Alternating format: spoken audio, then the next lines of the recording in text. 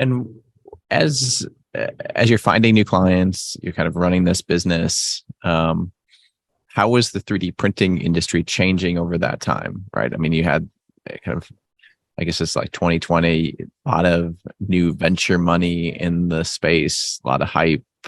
Distributed manufacturing is going to solve everything. Blah blah blah. Um, like and having the context of being in the industry, I mean, for almost a decade at that point, you had seen a lot of technologies come and go. You had kind of been like some of the messaging has been kind of said repeatedly over and over again. Transform the world, man. Yeah, and so it's time has changed. Like it's 10 years on, and like it's still changing the world. But like, how do you balance the cynicism, right? That like a lot of people have had over, like, hey, you've been telling me this for 10 years now about 3D printing, and this is the best material, this is the fastest process, the cheapest process, things like that. And so what's your kind of pulse on the industry? Where is it at in terms of receiving some of those messages? I'm curious about your opinion on this too, because it has changed a lot in a few years, and there's so many new competitors. There's a lot of mergers happening. There's new material organizations. I always wonder. I always ask this to myself and other people. You know, is it applications drive materials, or does materials drive applications? One thing I noticed with a lot of different technologies is that it was opportunistic in the sense that we built this technology. Now let's go solve a problem. And I don't think that's a great way to go about it. That's a great research project, no doubt about it. But business is, let's go find a problem, let's go solve it with the technology. So I think there's a combination of that happening in the industry right now, where there's these new technologies popping up, but it doesn't necessarily solve the problem. And then there's obviously these inflated expectations, right? Like, we are going to change the world. So you go to an investor and you say, we're going to do this, and this is our addressable market, and we can do X, Y, and Z. And by the end of 4 years, we will not only be profitable, we will be the number one company in the world. And for those outside the industry, they may think like, wow, what an opportunity. We don't want to miss this. But for those inside the industry, that cynicism is real, Mike, right? You even said that yourself. So to balance it as a marketer or a business professional, I love what I do with my different clients, because I can challenge them. I can say, I don't buy it. Prove it to me, right? Or someone else already said that. What makes you different? And there's some freedom in that for me, that like at the end of 6 months of my contract, like they're probably gonna be like, this guy's a jerk, we don't want him anymore. Or, you know what, he did ask good questions, and it got us to a place where we were honest with ourselves. And I think that's a healthy thing for companies, OEMs, hardware, materials, services, whatever, software, to be really honest with themselves. And that's a fun challenge for me personally. But the industry itself, you know, there's definitely, do you feel as if there's cynicism? There should be, if there isn't. But uh, I think certainly among manufacturers, not within additive manufacturing, there's a healthy cynicism. I think the industry has gone in some different directions, in the sense that, like, for a long time, and in some of those middle years that we're talking about, 2015 to 2020 or so, every Rapid or Formnext, like the big excitement would be about what's the new launch, what's the new machine, what's the new technology. Whereas even the last Rapid, last AMUG, you don't see new technology launched as much. It's how do you optimize it so that it can actually make money, or it can actually solve a challenge. And so it's more drilling down specifically on how can we optimize this cost effectively, versus, okay, this is the next iteration of some sort of technology. And so I think as the technology has evolved, I mean, a lot of people have gotten burned, right, on the manufacturing side.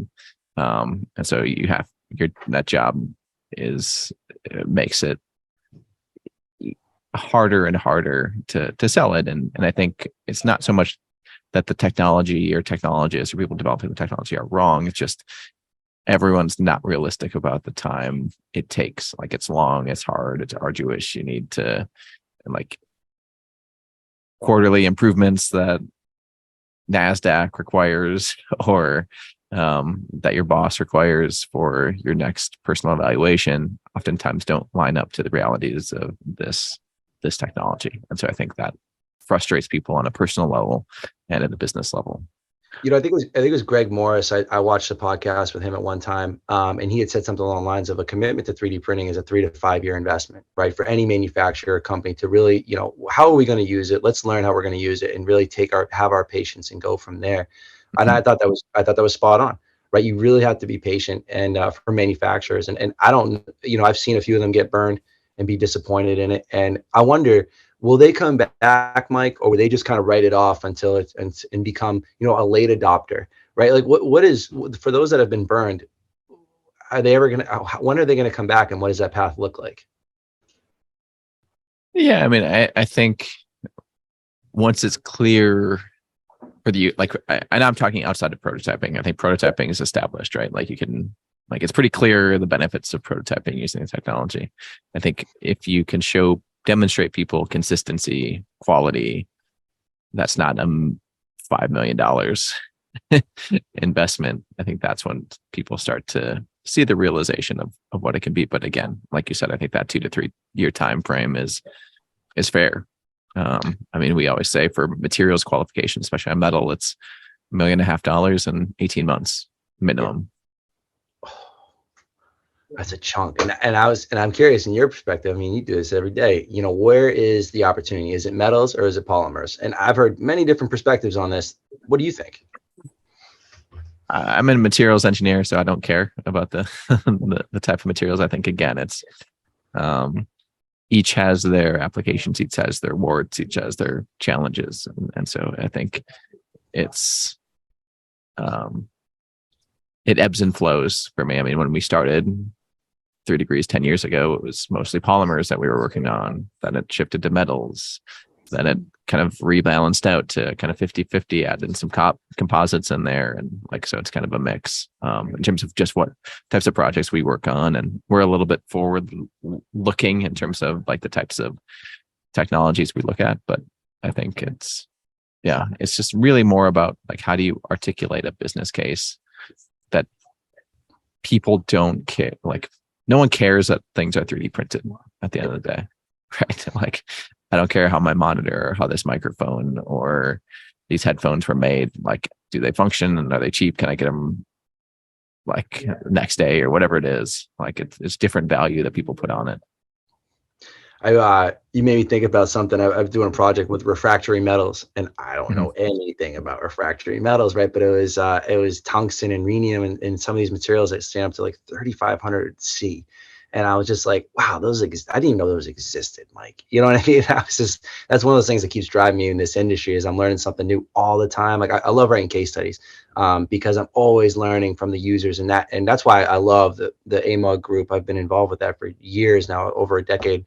And I love it because I love hearing from the customers, because that really is the fun part. I should say users, not customers, the users, because that's where, like, it's they're always pushing the limits, right, more than anybody else, and they're the ones on the forefront sometimes. And I really appreciate how they kind of take a leap of faith and really get some things done like that. But I got to tell you, I don't know if you work with any of those materials right now, like the tungstens and whatnot. I was just blown away by what they're trying to do with them, mainly for rocket propulsion stuff.